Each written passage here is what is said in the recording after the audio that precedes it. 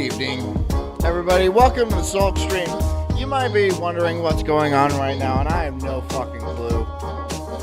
I have no idea what's going on. It's gotta be something with Rumble, I guess. I don't know. It's not my fault. It's probably my fault. I'm not gonna lie to you, it's probably my fault, but I don't care. I just don't care. I don't care. Yep. So now we're talking about time travel. And, the various inconsistencies and, the weirdness about it. And, yeah. It's going to be one of those episodes where we just talk about nonsense, and then nonsense keeps chasing us down, and then we turn around and acknowledge it, and then we're like, hey, nonsense, how you doing? And then it disappears behind a corner, and we're all like, where'd you go? Where'd you go? We were just talking about you. Yeah. It's going to be one of those episodes. So be prepared. Be prepared for all that. Yes, I have been drinking. Yes. So that is also something to be prepared for. Whatever you want that to be. Yes. Tonight we're talking about time travel, and it's not going to be very serious, and that's just what we're going to do. So get ready, get comfy, get cozy, grab a nice bottle of gin or whatever you drink. Tequila, I don't care. I got mine. Gin and tonic right here. We're doing it, boys. We're doing it. Yeah. If you're working, keep working. And if you are driving, please continue to drive safely. Get home. Hit the like button. All those things. I would very much appreciate it. Thank you so much for being you. Thank you for being here. Thank you for being cult members. Yeah. Anyways, I'm the Incredible Sulk. This is the Sulk stream. And this is called, The Horrors of Time Travel. Enjoy. Classified transmission supposedly arrived at a US military research lab with a timestamp that didn't make sense. It was a signal encoded in binary, faint, distorted, and repeating the same 16-bit pattern over and over. But the metadata said it was received 2 hours before it was sent. That anomaly is what people online now call the Cronus event, the moment that supposedly kicked off the most secret time experiment in— Oh, my bad. Hola, Press the wrong button. It's okay. In 2003, we're starting over. Classified transmission Sorry about that. supposedly arrived at a US Get my military bell ready. research lab with a timestamp that didn't make sense. It was a signal encoded in binary, faint, distorted, and repeating the same 16-bit pattern over and over. But the metadata said it was received 2 hours before it was sent. That anomaly is what people online now call the Cronus event, the moment that supposedly kicked off the most secret time experiment in modern history, Project Cronus. The story goes that Cronus wasn't about sending people through time, it was about sending information. According to leaked forum posts and conspiracy archives from the mid-2000s, the US and Russia allegedly collaborated on it under the guise of neutrino research. Both countries had been testing high-energy particle transmission for decades, and Cronus, they said, used those beams as a carrier signal to transmit coded data backward in time by a few seconds. The basic idea was— How is that useful? How is sending a message backward in time a few seconds useful? I mean, if you're gambling on sports, maybe? Is there anything besides that? Can you save somebody's life? was simple but terrifying. If you could encode a message inside subatomic particles that ignored classical time flow, you could warn your past self about something. A lab explosion, a missile launch, a disaster, before it happened. The experiments were supposedly conducted at remote joint facilities in Alaska and Novosibirsk. Enos. This is Chinese TV tower. Pretty sure. Novosibirsk, places where radio silence could be maintained. I could be wrong. I'm probably One wrong. insider's note described Cronus as, quote, a neutrino mail service across causality, unquote, and said the first successful transmission was a single word, hello, sent back 3 seconds. It would be a slur. F. I'm on YouTube. I can't. Fa or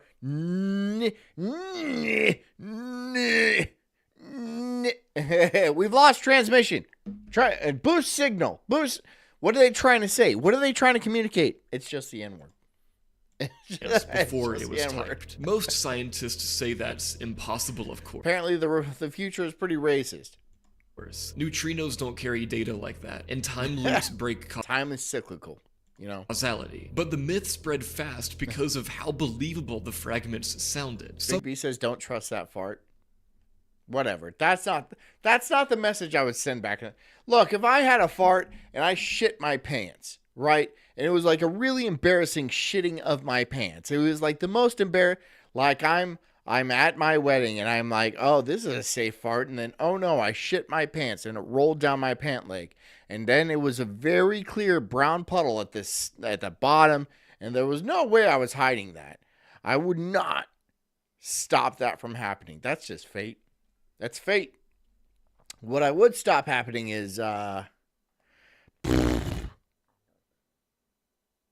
know, nothing, I guess. I don't, you know, if you're not going to stop the fart, then what else? What are you going to stop?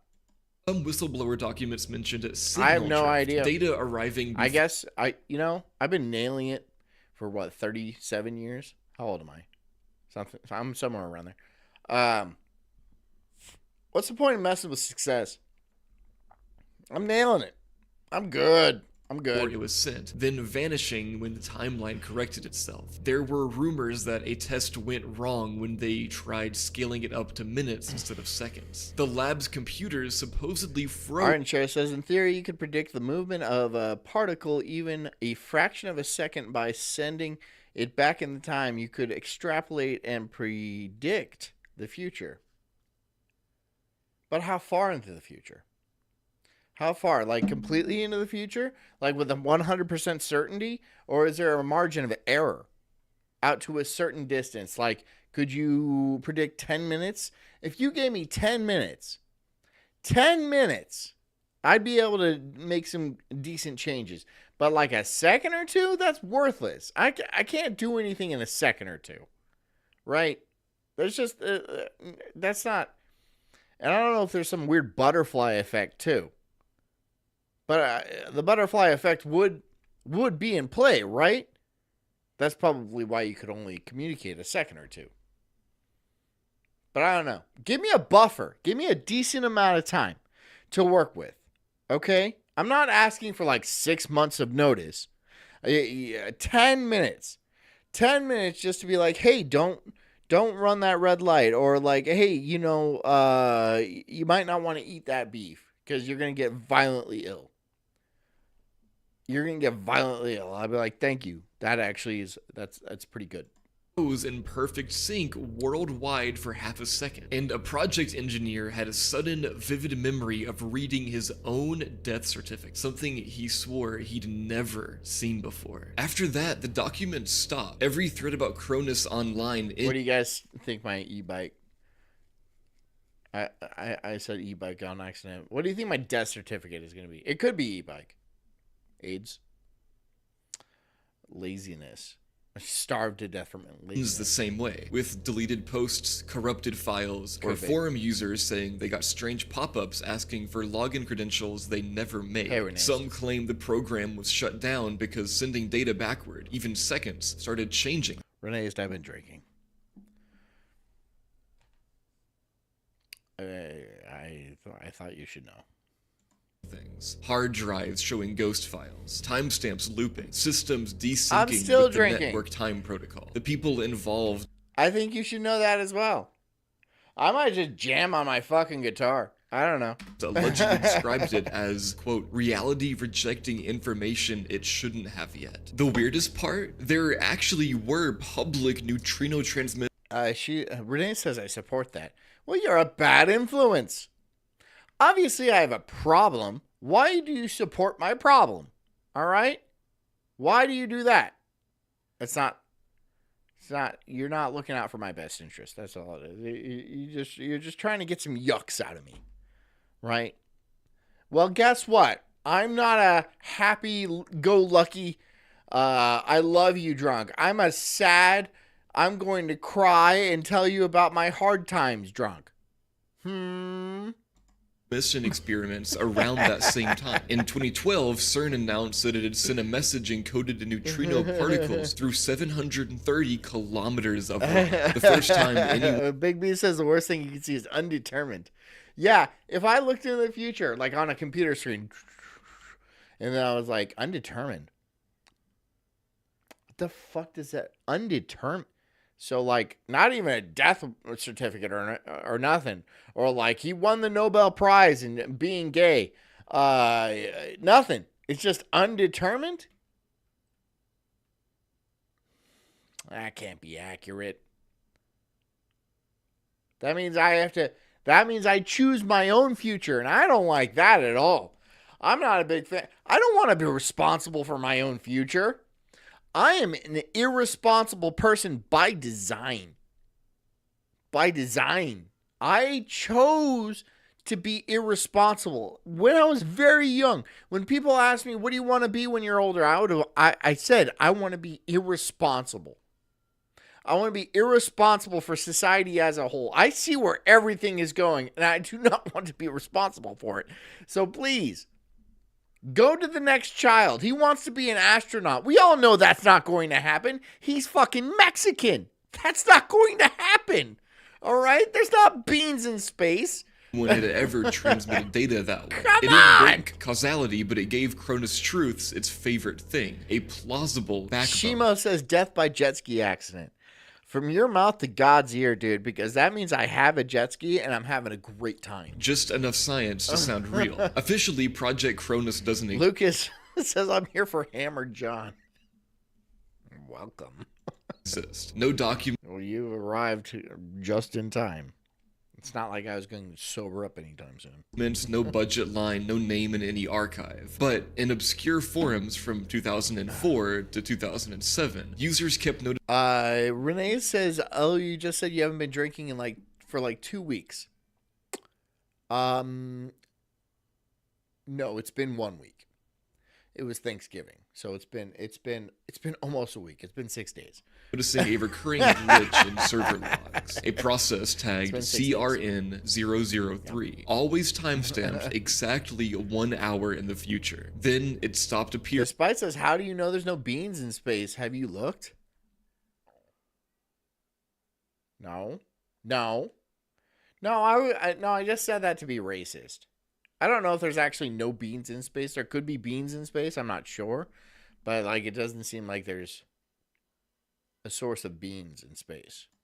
Altogether. Maybe it was nothing. Maybe it was a cleanup. Or maybe the experiment worked. And they learned that if you stare long enough into time, it starts staring back. And that's the thing. The bite says, killed by a hobo in drunken altercation. No, I would kill the hobo. If there was a one-on-one... Look, I know I could take a hobo. I could take a hobo down fast. I always imagine myself in various fight scenarios. And, it would be like me against a pack of wolves. I could probably take on a pack of wolves. Maybe not 10 wolves. But, if 2 or 3 wolves, I could easily take on 2 or 3 wolves. Especially if I was armed. If I had a knife, 2 or 3 wolves would be a pretty easy thing for me to take on. Wolves are big, sure, but I mean, I'm also pretty big, and I can stab a wolf, and I'm also smarter, so I can outsmart a wolf. So, even a pack of wolves wouldn't be an issue. About time. A single hobo would be a breeze. All right, I could slaughter a hobo in my sleep. Travel. It's never. But most likely, I would slaughter a hobo in their sleep, because That's how I get my jollies. The clean, shiny, sci-fi version people want it to be. Every time humans actually get close to Go around butchering homeless people in their sleep. That's me. That's the Incredible Sulk. beating time, even just through data, it ends the same way. Corruption, paranoia, and people swear. Arden Shire says, one hungry wolf will fuck you up, John. Bring it. Bring it, Arden. Bring that hungry wolf out. I don't give a shit. I'll rip my shirt off like groundskeeper Willie, and I will wrestle that bitch until he's dead. I'll strangle a wolf. I will. I'll strangle it. I'll push my thumbs into its windpipe, and it'll look, I'll like make eye contact, and I will see the look of fear in that dog's eyes as he just goes blank. Right? He just goes blank. Right? They just roll back and stuff like that. And then I will have a massive erection. Do not test me, sir. Reality started pushing back. So in this video, I want to go deeper into that. Not the fantasy of time travel, but the horrors that come with it. The glitches, the missing people, the experiments that maybe should have stayed classified. From the man who disappeared into a shed and came back older, to kids allegedly trapped in psychic government programs, to people who swear they slipped into the wrong universe. These are the moments where time itself turns against us. Big B says you would be screwed against a pack of wolves. They take down elk. I'm not a fucking gay retarded elk. All right, do you see fucking? Look? No, I'm a man, dude. I make fire and stuff. I could easily take down a pack of wolves. Right? It's not. Look. It's not me like fist fighting wolves to the death. There's like some sort of like apocalypto Home Alone kind of setup montage where I'm setting traps around the jungle, okay? You gotta use your brain. That's what I got. My brain. I'm gonna be setting wolf traps. So first, I want to start with Project Montauk. Most people know Project Montauk as the... You guys severely underestimate your cult leader. Why? Have I inspired a lack of confidence in you? Why? Tell me what I have done wrong to make you doubt me so grievously. Thing that Stranger Things ripped off. Secret base, psychic... Because I will wander drunk around the woods until I find a pack of wolves. And I will be like, bring it on. I will rip the shirt. Revealing my rippled, glistening body with my tiny nipples, you know me. And I will fight a wolf. We're both going to be bloody. Kids, government portals. But it's a real conspiracy theory that started decades before Netflix ever touched. Despite says, I question your ability to make fire without matches or a lighter. That is a mistake. That is an absolute mistake. Because I can make a fire out of anything. It could be raining, everything around me wet. Trust me, I can make a fire out of anything. Touched it. The story centers on Camp Hero, an old decommissioned Air Force radar station on the... Shimo says, I believe in you, Sulkmaster. And then he bows. He didn't say he bows, but he bows. Far tip of Long Island, New York. From the road, it looked abandoned. See? Somebody's going to heaven. Not the rest of you. Can't say it. Fucking YouTube. Rusted radar dish, cracked concrete surrounded by forest and sand. Christian says John could take an ostrich. It would be my mount. I wouldn't like kill it. But killing an ostrich or an emu and stuff like that would be honestly, it would be harder than you would think it would be. Because like those, I mean, they seem strong, right? But on the other hand, easily strangleable. I could easily strangle one, right? But then it would immediately be pissed off that I'm strangling like an ostrich, right? And then it'd be whipping around. Whipping around and shit like that. I'm like, whoa! Whoa, ostrich! Calm down. I'm just trying to end your life. God! It would be a very cartoonish fight. I think that would be a very cartoonish fight. At the end of the day, you would have a dead ostrich on your hands and stuff like that, and a very winded John. But it wasn't really empty. That motherfucker put up a fight. I'm covered in scratches. Covered in scratches. It would be dead, though. Let's be real. Legend says that after the base officially shut down in the late 60s, the government kept it running underground. Not for missiles or communications, but for mind control. It would gut you while you strangle it. Yeah, no, I would be aware of that. I wouldn't try to, yeah, I wouldn't let it like disembowel me, right?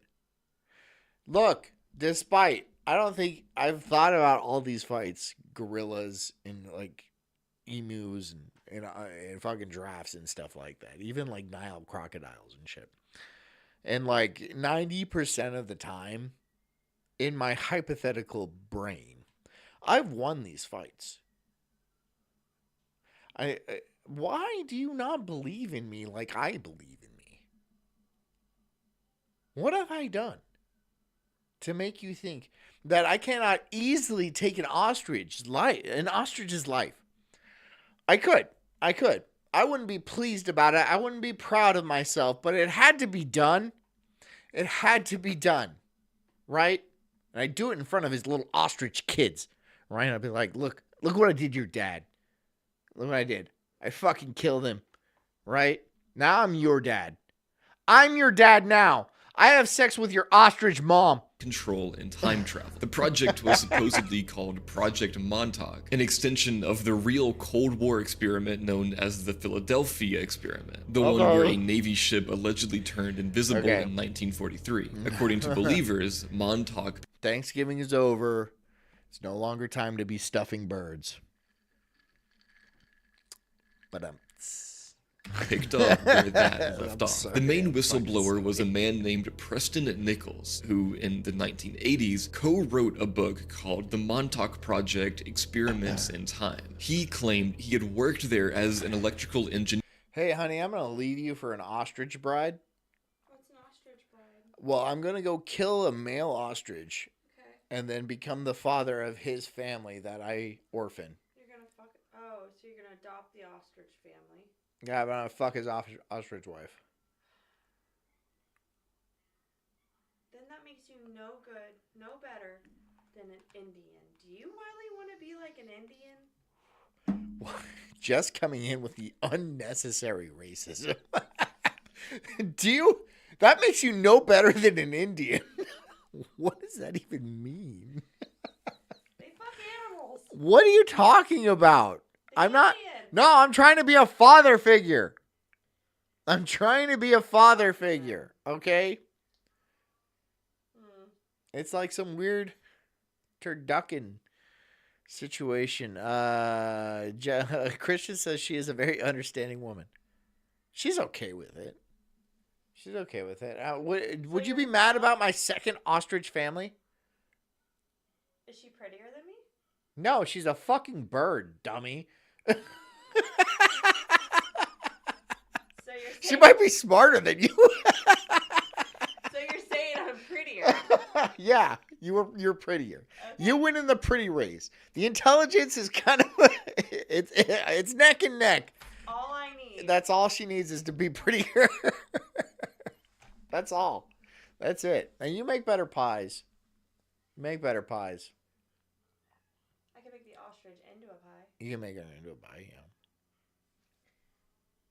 What? He's in your chat. Oh, fucking. Okay, everybody. Pops ZXZ. That's Jessica's dad. Jessica. He's Jessica?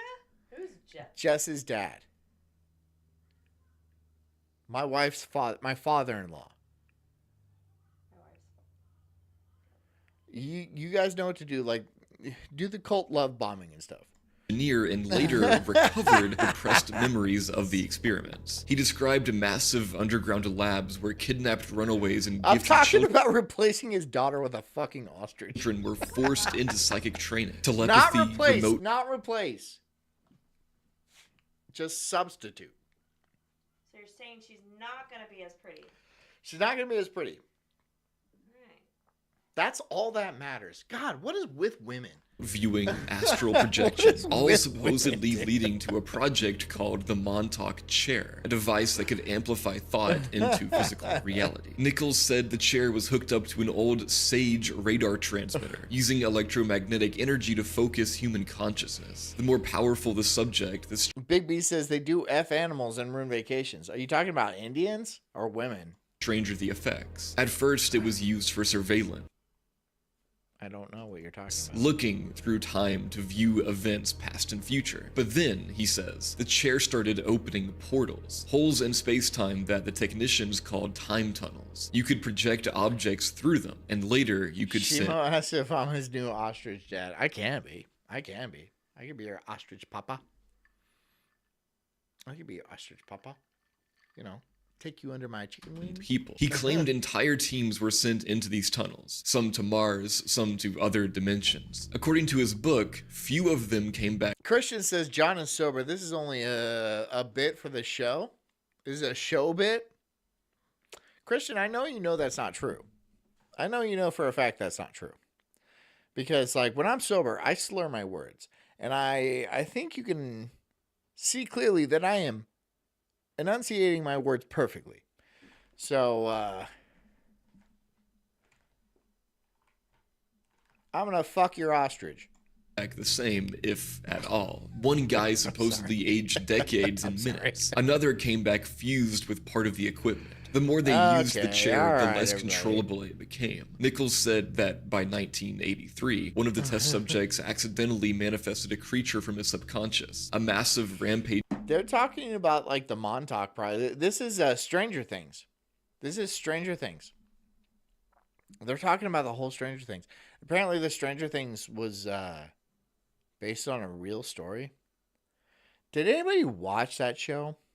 I watched, like, the first season, and then I got bored. Did anybody continue watching that show? Was it good? Did it end good? I did not continue watching it. Aging beast that destroyed parts of the base before the project was finally Despite says also he's being funny, so he's definitely been drinking. Ow. shut down. Locals later started Ow, dude. Do you realize I've been okay? I don't want to say okay, how do I tiptoe around this? I've been a professional comedian for over a decade. A professional fucking road dogging comedian. Like, bro, come on. But come to think of it, I have been drinking a lot of that time. Okay. calling it the Montauk Monster. Most historians call Nichols' I've got the world's hottest gummy bear here. You give me, if there's $100 in the chat, I'll fucking eat this bad boy. $100. If I make $100 tonight, I'll eat it. story pure fiction. He never produced a single photo, record, or Hot Dog says road dogging is fun. It's not fun. It's actually really lame. It's not that cool. I mean, it's like fun in a way where like you go out with your buddies and shit like that, but you stay in like shithole motels and stuff, and then like you go and like you do like your comedy, you do your bit and stuff like that, and it's like it's actually a lot of work. It's not that great. It kind of sucks. a verifiable document, but the physical location didn't help his case. Camp Hero Big B says I'll give you 10 to snort it. $1,000? You give me $1,000, I will snort it. really does have sealed tunnels and massive underground structures. There's real Cold War radar tech still sitting there. The government won't confirm what's under it, and so that really is what made it pretty believable. No, not like Best Western. Not like Best Western. Skeevy fucking, like, no. Not like, no. Way worse than Best Western. After Preston Nichols came forward with his book, I did a show in Winnemucca, Nevada. Winnemucca, Nevada. Do you think there is anything good out there? No. In the 1980s, other people started remembering the same thing. That's when the story of Project Montauk went from a rumor about an abandoned base to one of the darkest government conspiracy legends ever told. Nichols said the Montauk chair wasn't just for looking through time, it was for breaking people. According to him, the program started bringing in children and teens. Shima says Netflix is faking gay. Yeah, so? I mean, Netflix is overly gay and overly trans. I can say trans. I just can't use the automotive term. Right? I can say trans. It's overly trans. Okay? It's overly gay, it's overly trans, and it is a terrible, terrible, terrible company. Teenagers, runaways, foster kids, anyone who wouldn't be missed. They were supposedly trained to focus their psychic energy while hooked up to the chair's electromagnetic. But I do want to try this thing. Consumer beware, this is not your ordinary gummy bear. From Flamethrower Candy Company comes the next experience for those who seek a little heat. Little Nitro has been infused with our signature 9 million Scoville unit chili extract, making him 900 times hotter than a jalapeno pepper. Okay. It's one. And I've had it for a while. Give me $100. I'll do it.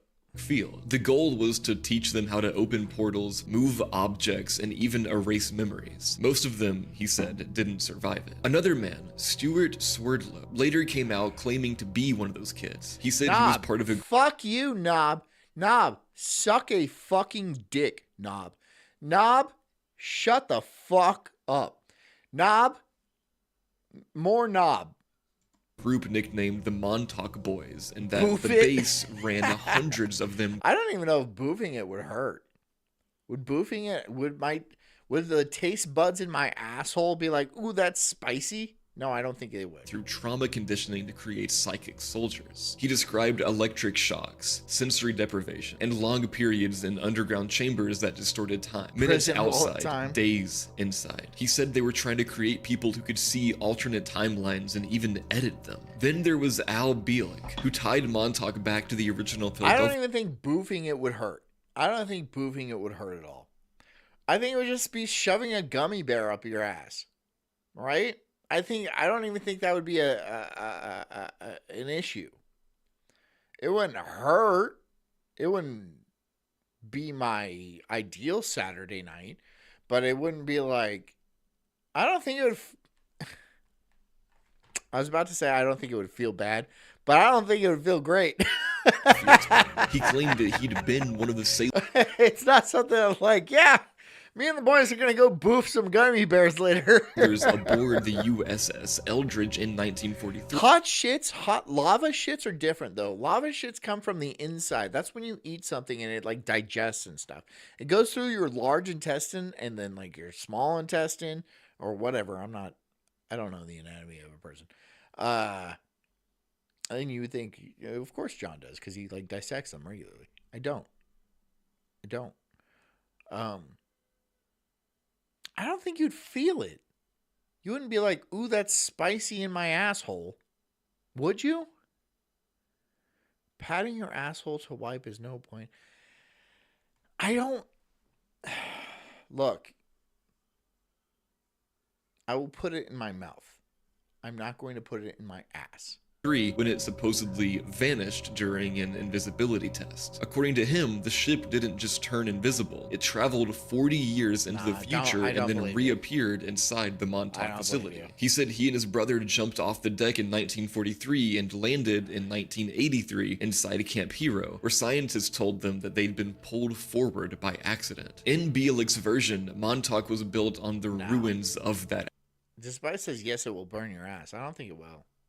I'm not willing to try it, but I don't think it will. Accident. He said he worked. What spice receptors do you have in your asshole?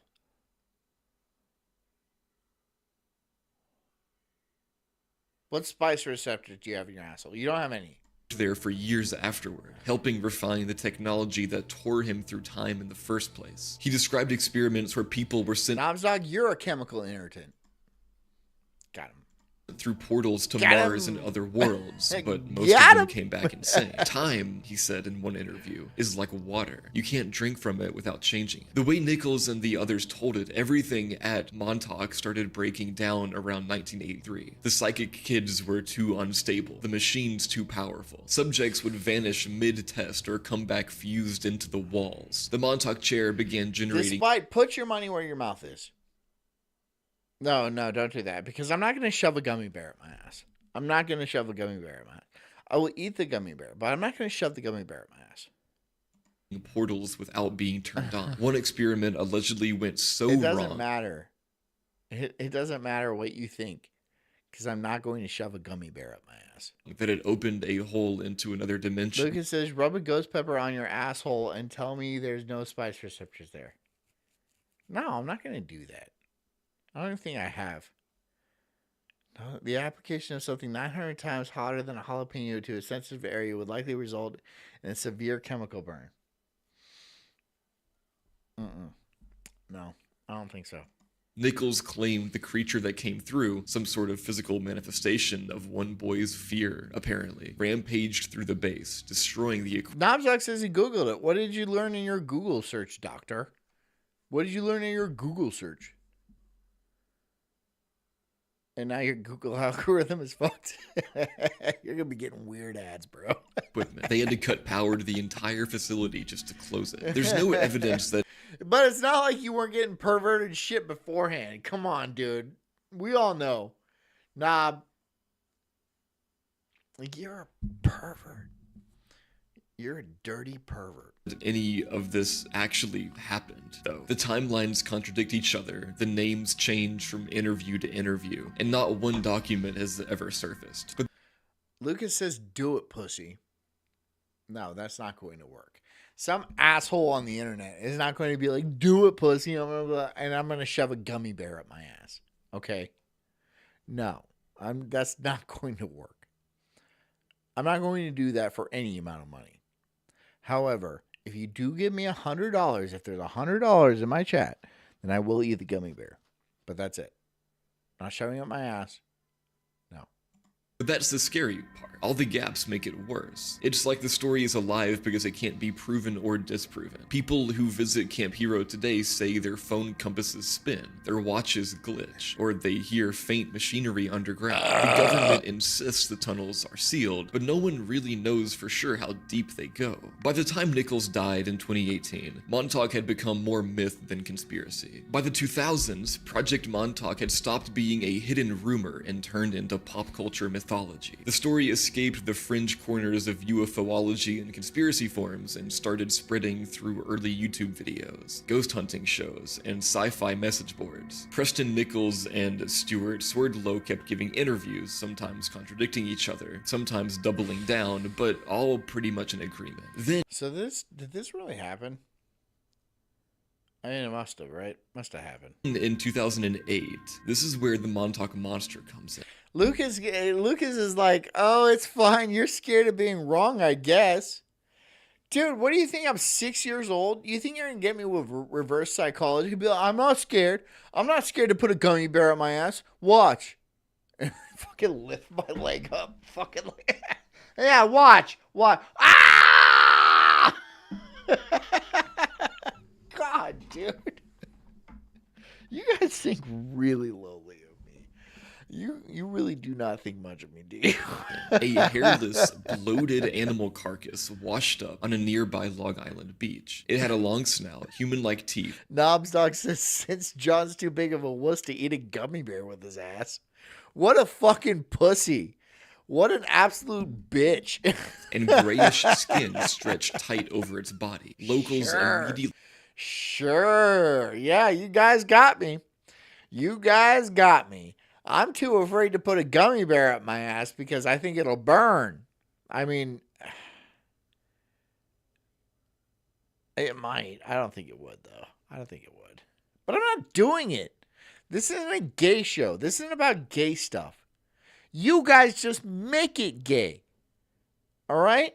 You guys are like, oh, E-Bucks are gay. John's gay. You're gay. You guys show up night after night saying the gayest shit I've ever heard in my entire life in my chat. You're the gay ones. Do you understand? It's not like I'm a gay magnet. Well, I kind of am.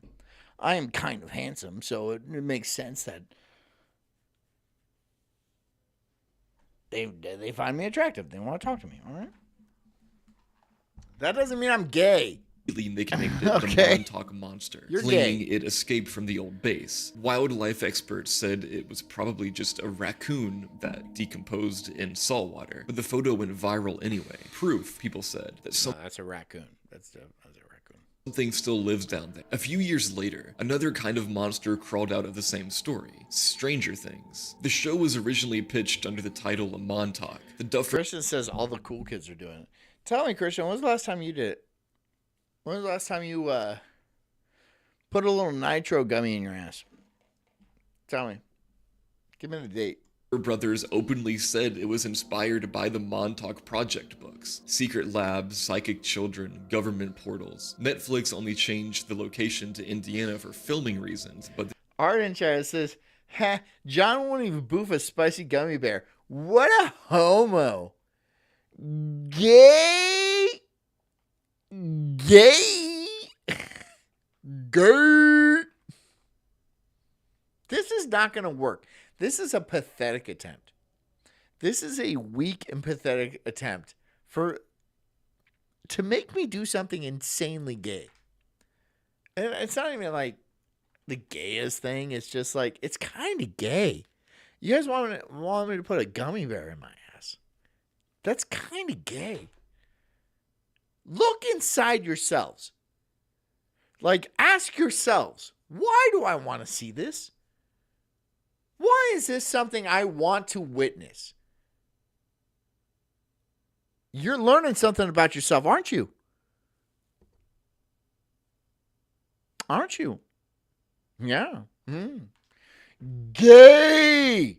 the DNA is still there. The Gay, show's you. MK Ultra meets Time Tear concept fucking basically homo. revived the conspiracy for a new generation. Suddenly, everyone was Googling Camp Hero again. And here's the wild part. The real location still exists. You can drive to Montauk Point State Park and see the... You give me the $100. If it can be a collecting thing. $100. Give me the $100. I'll do the 5-minute challenge. Right? It's a 5 minutes, right? I'll put it in my mouth for 5 minutes. I'll put it in my mouth for 5 minutes. I'll do it. massive radar tower rising over the cliffs. There's Pop says because it's funny. My father-in-law. That's my wife's dad. fences and no trespassing signs, but people still sneak in. The upper levels are empty, full of graffiti and rusted machinery, but the lower levels completely sealed. Some visitors say they can hear fans or humming behind the concrete. Others say their phones glitch or GPS goes blank the closer they get. It's all anecdotal. I'm but not it going keeps to boof it. I'm not going to boof it. I'm not going to shove it up my ass, all right? I'm not going to do that, all right? So let's just stop right now. Let's stop right now. And that's going to be the end of it forever. It's not going to happen. It's never going to happen. I'm not shoving things up my ass on this fucking show. This isn't OnlyFans, all right? I don't make enough to fucking do shit like that. Honestly, though, I do make more than most I make more than like 95% of OnlyFans chicks. legend alive. Even now, documentary It is sad. It is sad. How being an OnlyFans girl makes you no money. Absolutely. You spread your asshole on the internet for the world to see, and you make less than me, who makes fucking gay jokes one after another, not even creatively. Not like, it's really repetitive, and a lot of them are like derivative and uninspired. Okay? I still make more than you. Does that make you feel like ugly? Because it should, because you kind of are. Right? Maybe you should shove a fucking gummy bear up your ass. Have some creativity. and Reddit threads still pop up claiming that there are sealed tunnels stretching under the town, connecting to submarine docks and labs. Locals are used to it. They roll their eyes when people show up. I was sitting in line at the Walgreens picking up medicine for my daughter, laughing like a crazy person. I've got to get it together before I get to this window. Stop. Okay. Pull your shit together, Nom. You have a thing to do. Your family comes first. Okay? It's not about the show or anything. Your family comes first, okay? Always. Always. But like, yeah. You don't have to donate. Knobs, you don't have to donate because I know you want to. Fuck you, actually. I hate you. I hate you so much. Up with the Geiger counters. But they also admit the government presence was heavy there for decades. There really were radar tests, classified programs, and unexplained You're the worst person here. restrictions that make the myth harder to dismiss completely. The last real trace of the original believers faded when Nichols died in 2018 and Bleak a few years before him. But Montauk didn't die. It's become this permanent ghost of the Cold War. A story that mixes trauma experiments, missing kids, and the terror of bending time. Whether you think it's all fake or not, the imagery is unforgettable. A rusting military tower. I could go back 10 minutes and not boof the little nitro. You guys, I do want to try this, but I don't want to like do it for free. But staring over the Atlantic. I understand what time of year it is. Look, like around this time, it's pretty tough to get donations in general because it's like Christmas time, and I completely understand that. But I'm not going to do it. I'm not going to. First of all, I'm not going to shove it in my ass, and it's not going in my ass. But like, I'm not going to put it in my mouth. I'm not putting it in any orifice unless I get a reasonable amount of money. Hiding a portal that maybe never closed. That's the horror of Montauk. Not that it's real, but that it could have been. If you take the right turn down those empty roads at night, the place still feels charged, like something happened there, and Arden Shire says, to be a leader, you must keister. That doesn't even rhyme. Reality still hasn't totally healed from it. Now, switching gears in a bit of a funny way from Cold War experiments. Trust me, I do want to be a leader. I want to be a strong and powerful leader and stuff like that. And I want you guys to have at least a nominal amount of respect for me. So I might do it. I don't know. To 21st century TikTok videos. Let's talk about another pretty interesting and horrifying Hogdog says, if you seek the truth, you must boof. Time travel mystery. There's this TikTok story. That's good. That started in early 2024 and spiraled completely out of control. It's about a guy named Alec Shaw, an Airbnb. Hogdog says, a leader that is tough does butt stuff.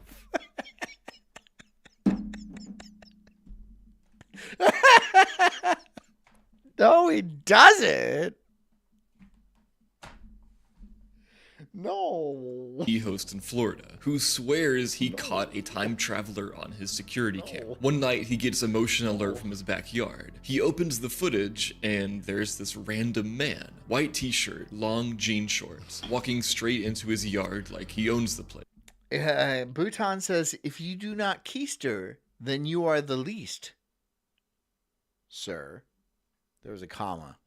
The guy doesn't say a word, doesn't look around, just walks right up to a shed, opens the door, steps inside, and never comes back out. You can hear Alec talking through the... Doug says, oh no, I gotta look for laughing like a hyena. Are you also in public? Stop watching the show in public. I think it's just irresponsible of you guys to watch this show in public. Right? If you're out there like trying to be like a social person, like in the grocery store or something like that, being a normal, reasonable human being, don't be like, I'm going to shove a spicy gummy bear up my ass. Let's see what happens. Don't do that. Don't be that fucking guy. That's like being a black person and speaking on speakerphone on the bus. Don't be that person. Telling the guy to get off his property, but he doesn't. Headphones. respond. So Alec calls the cops. They Headphones. show up, check the shed twice, and come out confused. No one's in there. There's no broken windows, no holes. Big B says that's a shirt. If it's a shirt, then make me a shirt and I'll sell the shirt. I'll sell the shirt. Actually, my shirt sales have been going pretty well. I actually didn't even realize they were actually doing pretty well. Hold on. I'm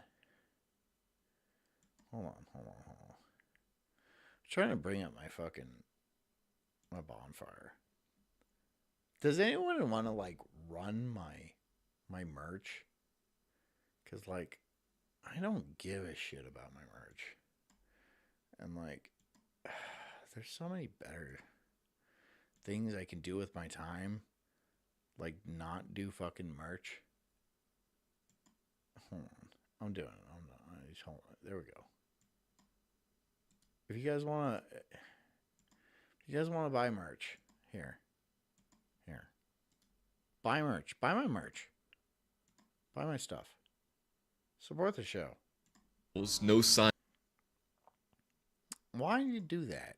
Right up to a shed, opens the door, steps inside, and never comes back out. You can hear Alec talking through the ring mic, telling the guy to get off his property, but he doesn't respond, so Alec calls the cops. They show up, check the shed twice, and come out confused. No one's in there. There's no broken windows, no... Knobsock said I sat in the line for 15 minutes for them to tell me it's not ready. It's a freaking tube of cream.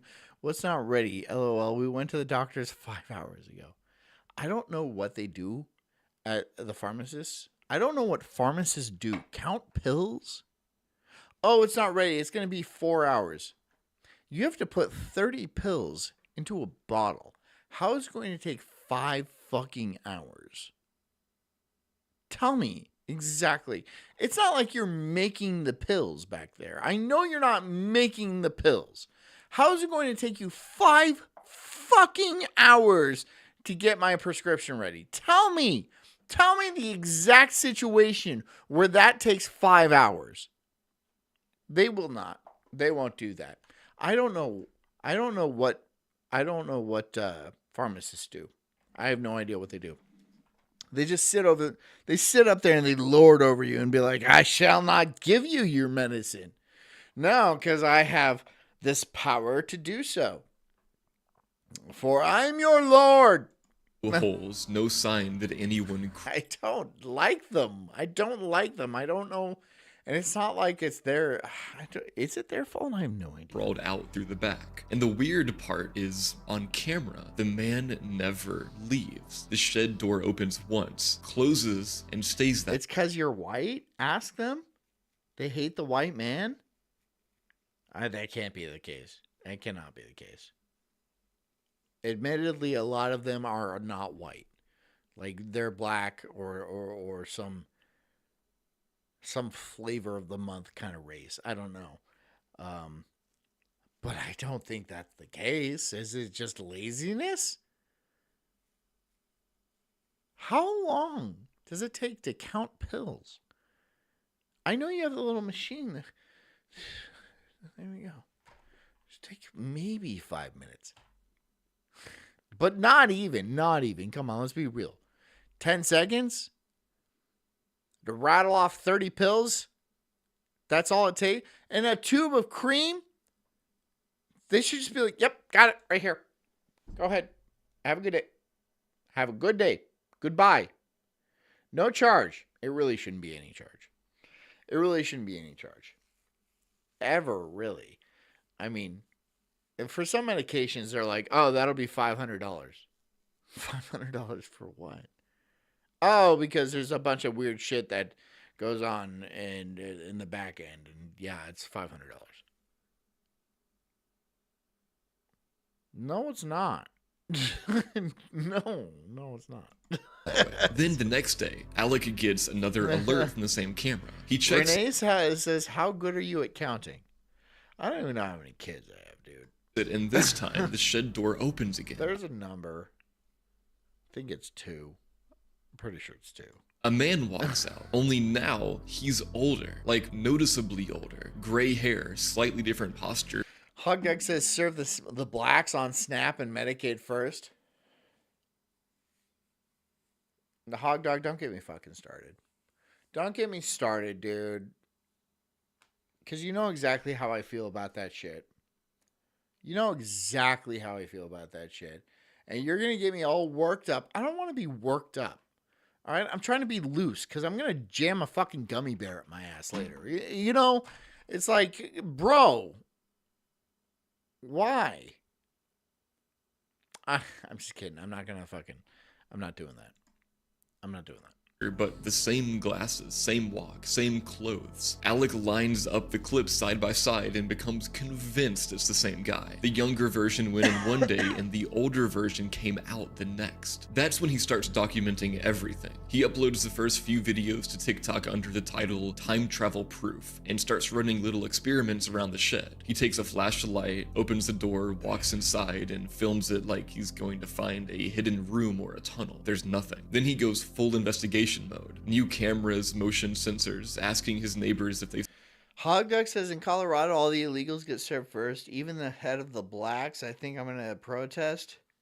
What are you going to protest? What are you going to protest? And you think protesting actually works at all? I mean, like, protesting... They don't care if you protest. They know exactly what to... They're trying to screw you. They want to screw you, and it is because of your race. You just made the mistake of being born white, Hog. We've seen the guy. Nothing. And the deeper he goes, the weirder he gets. At one point, he finds an old obituary from 2018 of a man who looks eerily similar to the guy in his footage. That man, according to old forum posts, was obsessed with time travel, writing about wormholes, alternate timelines, all that. Alec becomes convinced that the dead guy and the man in his footage are the same person. Somehow, Big P says start demanding for Viagra as loud as you can. I don't know that. That's not going to work either. I mean, like, why not just start committing crimes? Right? Look, if illegals and, like, blacks get this preferential treatment in America, why not start acting like illegals and blacks? And start burning down cities and, like, committing crimes and shit like that? Maybe that's the key. Maybe that's the problem. Right? We're all just too goddamn polite. Right? We say please and thank you and, like, wait in line and shit. Maybe that's the problem. I'm kind of fucking sick of waiting in line and being like, yes, okay, no, that's not, it's 5 hours? Yeah, that's not going to be a problem. Okay, I will see you at 7 p.m. I will see you at 7, and then I will come there, and then it won't be ready because I know you're going to fuck me in the ass, too. So why not just start being rowdy and bullshit? Why do we have to keep putting up with this? Why? Oh, because we build society? Well, apparently it's kind of going to shit anyway, isn't it? So fuck it. Fuck it. Start knocking shit off the shelves. Really be an asshole. Because maybe you'll get your meds on time. And maybe you'll get SNAP benefits or some bullshit Medicaid or anything like that. You know, if they treat a certain quality of people a certain way and you're upset by not being treated at least the same way, why not start acting like those people? Is this a bad idea? Is it? You tell me. While crossing over, he starts connecting it together. The shed, the footage, the death, the obsession with time travel. It all fits too well. That's when he decides to bring in outside help. He contacts a local psychic and films her. Despite says, I'm not giving John $50 unless someone else will match it. I'm not giving him money not to see him eat the gummy bear. Yeah, you gotta find somebody. Her reading the energy of the shed. She walks around with a pendulum saying things like, the energy's heavier by the dryer, or the bugs mean there's a portal forming. She pulls a tarot card, the magician, and says that that's confirmation. This clip instantly goes viral. People in the comments are split between total belief and absolute mockery. Some are calling it the Florida time portal. Others think it's a setup, a stunt, or a hallucination. Lucas says, I'm gonna put blackface on and go to the welfare office. Do it. Do it. Do it. Do it and send me. Film it and send me every second of that film. After the psychic visit, the whole thing snowballed. Alex started posting Lucas says boo for nothing. Fine, nothing. I'm not going to shove anything in my ass. I don't care about this show like that. Okay? I'm not going to make a deal with the devil like that. Be like, hey, you're going to be famous if you shove this up in your ass. Okay, fine. I guess I'm not going to be famous. It's fine. It's okay with me. I don't care. You guys way overestimate my dedication to this show. Way overestimate. Way overestimate. updates almost daily. He tore parts Oh, you're not a good leader. You're not a good cult. You're not a good cult leader if you don't shove things in your ass. Fine. Okay. Good. Goodbye. Goodbye. the shed apart looking for hidden spaces or vents, tried running EMF detectors, even left out random objects overnight to see if they moved on their own. None of it led anywhere, but that didn't stop the theories from getting bigger. Some people Are you thought this talking to me, Jew? Lucas says I'm not Jewish. Fuck you. Are you talking to me? I didn't call you Jewish. shed itself was a portal. Others said the dryer inside was I'm the not calling actual anybody gateway. And Jewish. Alec leaned into it. Every weird glitch, every motion alert became another clue. His account exploded. Millions of views, thousands of comments. But the more eyes that were on him, the less convincing the evidence looked. The timestamps in his video were inconsistent. The old man who came Can somebody match despite though? Just like he gives $50 and somebody else gives $50, and then I'll eat that fucking gummy bear so I can stop talking about it. And I don't have to have it in my fucking house. All right? Because I don't know if you guys know this, but having this thing in my house with young children is a danger. It's dangerous. Okay? It's got a red arrow to it.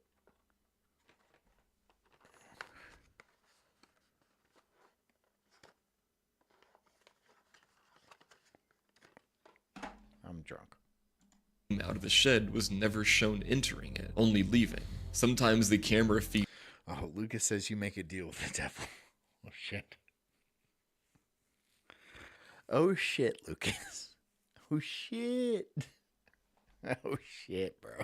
froze mid-motion like a ring glitch. And you Now can see I get compression it. artifacts Now I understand because you think because Jews are satanic. that made faces and clothing Okay. look distorted. A lot of people pointed Gotcha. that out in the comments. Ring cameras I'm gonna drop get frames so all much the time, fucking especially trouble. with poor Wi-Fi or motion lighting. We have so much fucking trouble. Then people dug deeper and realized Alec didn't actually live at this property. It was just one of his Airbnb. Despite says I'm not going first, but I promise $50 if the group comes up with the other $50. Does anybody want to put in $50? B's, and that part lost a And then Despite covers the other $50. lot of the credibility. If it's a rental, anyone could have had access. The quote time Not for my ass. I want to be so clear about that. This isn't OnlyFans. This isn't a channel. This is not the channel. Okay? I don't even know why you guys won't want to see that. Right? You want me to go fucking knuckle deep in my own asshole? And you're all like, haha, this is so funny while you're fucking pounding on. It's so funny. Oh my God, this is so funny.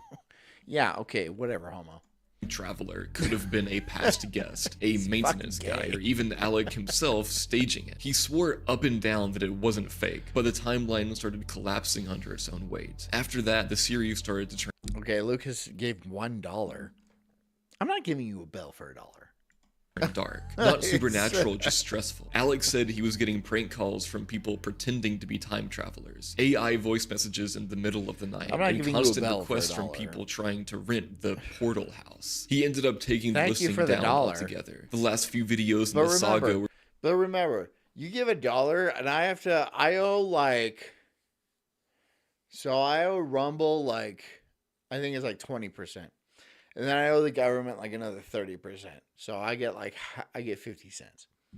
So you don't get a belt. or just him saying I he get like hadn't found 50 any new cents. proof that the old man never came back and that he was done chasing it. Looking back, there's still no solid explanation, just a weird series of clips and a guy who got way too deep into his own mystery. Personally, I think it's pretty obvious what happened. The camera glitched, the guy walked off screen, and Alec convinced himself and everybody else that he caught something supernatural. And then once the internet picked it up, the whole thing became self-sustaining. He couldn't All right, fine. Art and Cheryl, I'll give 5.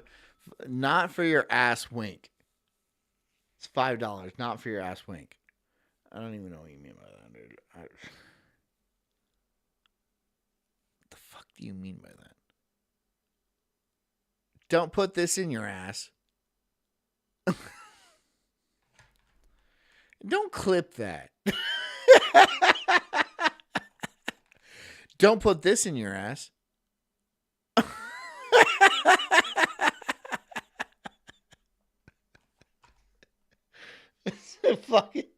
fucking, what the fuck? back out without looking like a liar, and his viewers couldn't let go of the story because it was too fun to believe. It's not proof of time travel, but it does show something just as unsettling. How fast one weird clip can turn into a full-blown mythology is fucking crazy. Next, I want to bring up something that's a little bit shorter, but pretty creepy. The man from Torrid. In 1954, customs officers at Tokyo's Haneda airport stopped a man arriving on a flight from Europe. He looked completely normal. Mid-40s, suit, briefcase, just another businessman stepping off a plane. The only problem was his passport. It said he was from a country called Torrid. At first, security assumed it was a typo. Maybe he meant— So now all we need is $44. If we make $44, then like Despite will cover the other 50. And then I'll eat this thing. Which is like Turin or Turin. Despite says fake story. The Torrid thing? Probably. Maybe. Possibly. Jess! But when they showed him a world map and asked him to point it out, he got confused and frustrated. He pointed between France and Spain and said right here. Torrid's been there for 1,000 years. And he wasn't joking. His passport was thick with stamps from airports all over the world, including places like Tokyo, Berlin, and London. The stamps looked legitimate. The visa ink matched the era, and the customs records backed it up. The company he claimed to work for existed, but nobody there had ever heard of him. They held him for questioning, trying to figure out if it was a forgery or a cover identity. His briefcase had business correspondence printed on real letterhead from the same company, written in multiple languages. He had currencies from several European countries in his wallet. Everything about him was detailed, believable, except for the part where his home country didn't exist. Authorities eventually put him up for the night in a hotel I'm trying to summon my wife, and I'm like, Jess. She's probably trying to put the baby down. guard while they tried to sort things out. 2 immigration officers stood outside his door all night. When they opened it the next morning, he was gone. Not escaped, gone. The window hadn't been opened. There was no ledge to climb onto, and the room was high above the street. His passport, his documents, all of it vanished with him. Officially, there's no record that a man from Torrid ever existed. The story first appeared in the 1960s in Japanese travel lore, later circulating in English language UFO and time travel books in the 80s. So yeah, it's probably fake. It's probably fake. Historians think it's just an urban legend, a retelling of some mix-up that got exaggerated over time. But I don't know, it's creepy. And now I'm gonna change gears another time. Back in the early 2000s, the internet was still wild and unfiltered. Message boards felt like small secret clubs, strangers posting weird ideas late at night under fake names. It was that perfect window of time when people were cautious enough to believe almost anything, but skeptical enough to argue about it forever. And in late 2000, one of the strangest characters to ever appear on the internet logged in. A man calling himself John Titor, who claimed to be a time traveler from the year 2036. He didn't show up with any videos or photos, just— Which is like in 10 years. 10 years from now. So I could be John Titor. 10 years. I'll be 47. 10 years. I'll be here. Probably doing this. 10 years. I could be John Titor. Isn't that weird? Isn't that strange? text. His first appearance was on a forum called the Hey, Ben. Travel Institute, posting under the handle time_travel_0. He said he was a soldier stationed in the future, sent back to 1975 to retrieve an IBM 5100 computer, a real old-school machine that IBM actually made in the mid-70s. According to him, that computer had unique capabilities no modern system retained, and his mission was to recover one to debug legacy problems in 2036 after a global collapse. That detail instantly caught people's attention because it wasn't random. IBM engineers later admitted 5100 did have hidden code translation functions that weren't public knowledge at the time. Whoever was posting as John Titor clearly knew their tech history. Titor described his time machine Like 60 years later, though. in obsessive technical detail. He said it was built by General Electric, used 2 rotating micro-singularities to bend gravity, and was mounted inside a 1967 Chevy Corvette. He posted diagrams, formulas, even operational instructions. It sounded just believable. Despite says, I think in 10 years I'll be living in the woods with no Wi-Fi. In 10 years, I don't know what I'll be doing. My kids will be older, 10 years older, probably, if my math is correct. But I don't know what I'll be doing. I'll be fine, though. I'll be all right. Enough. The tone wasn't frantic or sci-fi, it was methodical, like he was answering questions in a debrief. Over dozens of forum threads, he became a regular, patiently answering questions from skeptics, talking about paradoxes, world lines, and the many worlds interpretation of quantum mechanics. He claimed that when you travel in time, you don't rewrite your own past, you enter a new timeline that branches off from the one that you left. That idea let him make predictions without technically being wrong, because he could always say our world line had already diverged. As people pressed him for proof, Titor started revealing what life in 2036 supposedly looked like. What's it like? He said America had gone through a second civil war starting in 2004, splitting into 5 Okay, 2004 is a long time ago. It did not happen. Maybe it should have.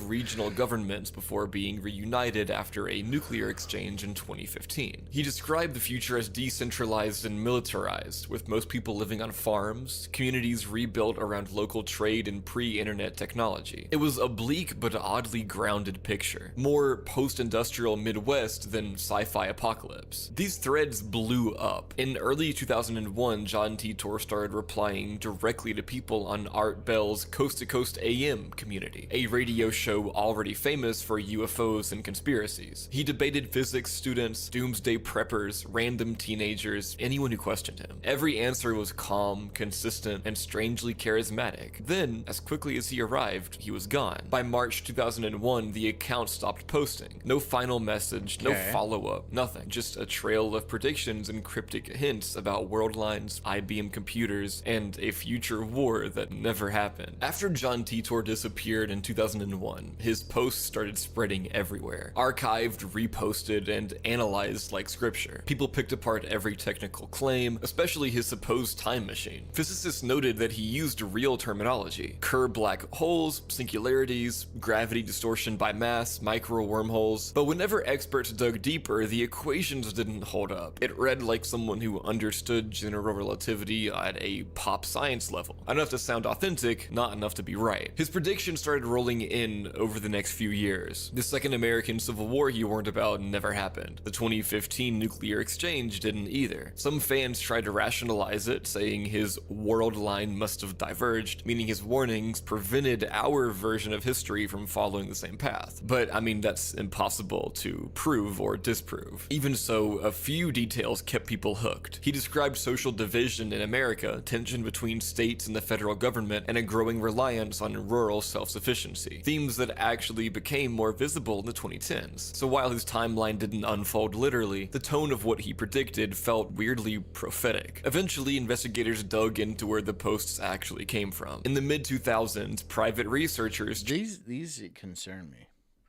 These concern me. Because, like... I don't know. What if he's telling the truth? I don't know. Traced them to a family in Florida, the Haber family, who had filed a copyright for a screenplay titled John Titor, The Time Traveler's Tale. The address linked to a man named Larry Haber, a Florida entertainment lawyer representing an inventor who claimed to have designed the time machine. It looked less like a message from 2036. Knob says this cult is doomed if the leader is afraid of gummy bears. I'm not afraid of it. I'm just not going to do it. All right. Especially not up my ass. Come on.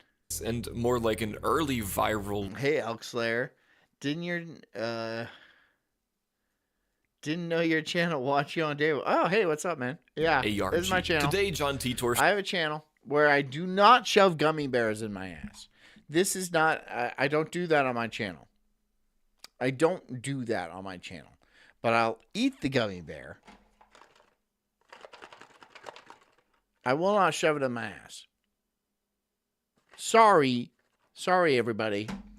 Stands somewhere between folklore and prototype internet storytelling. He wasn't the Elk Slayer, make sure to subscribe.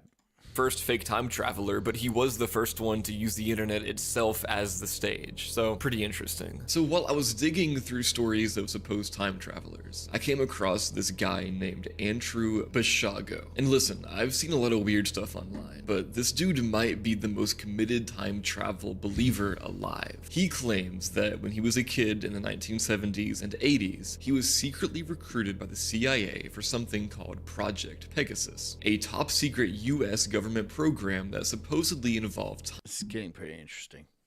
I'm pretty interested in this video. time travel and teleportation But I will still eat the gummy bear. to Mars. Reminds me of Project Montauk. He had Art and Share says, I fear we are all on a timeline where consuming gummy bears anally isn't a common occurrence. What a nightmarish dystopian future we must live in then. has this 2-hour presentation on YouTube, and it's wild. He talks I don't want to live in this world. I don't want to live in this world at all. in extreme detail. Names, locations, devices, dates, like he's reading from a classified report. Either he actually experienced this stuff, or he's got one of the most vivid imaginations on Earth. According to him, What's John Project drinking? Pegasus used It's clearly children as kicking test in. I'm drinking gin and tonics. Yeah. And a lot of them. So, subjects because their developing minds could better will I be on Daywave tomorrow? Yeah, probably. Because I always am. handle the effects of time distortion. He says he was teleported Dan Snot says, I've eaten a spicy gummy bear. It's not bad. Do it. Dan, I already laid it out. It's $100. And we have $94 to go. I'm not going to do it otherwise. across the country using something called a chronovisor, a kind of holographic time viewing machine, and that he This timeline is the worst. Where we don't shove gummy bears up our ass. Yeah, that's the worst. That's the worst. It's a bummer. personally visited Mars through something called a jump. Bashago didn't just talk about this once and disappear. He's built his entire life around spreading these claims. He's a practicing lawyer, by the way, and he spent decades trying to convince people that the government has been hiding time travel technology since the Cold War. In 2016, Believe it. I'll believe it. he even ran for president of the United States on a campaign. I will be running for the president of the United States. I'll do that.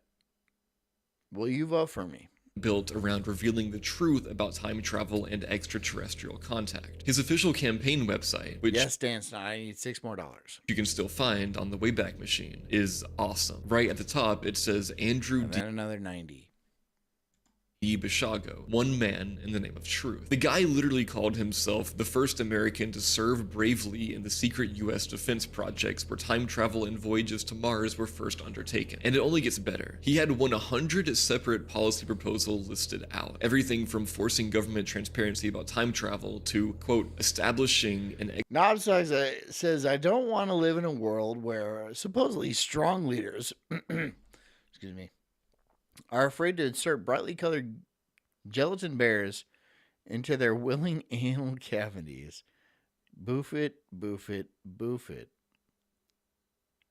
And Shimo says, you have my vote separate, Sulk. Okay. extraterrestrial contact policy. And he's got another section about aliens, claiming there are No, I'm not 57 gonna- extraterrestrial species visiting Earth right now. No. He divides them into 4 main types: the small grays, tall grays, reptilians, and Nordics. He says the US Air Force Academy literally used a textbook that documented them in the 1970s, and that Earth needs a formal policy for I'm interacting. not gonna lube up a gummy bear.